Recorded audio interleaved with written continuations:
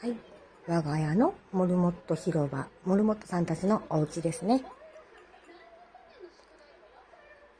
茶色の子がカプちゃん。今お水飲んでる方ですね。で、こっちのつむじがあるアビシニアモルモットの方がトロちゃんになります。今、日光浴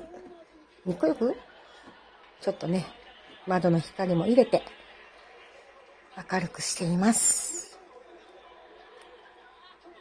カプちゃん、トロちゃん、お食事中ですね。絶賛ね。また一人一人のお顔も映せたらなと思います。すごい顔してる。すごい顔してる。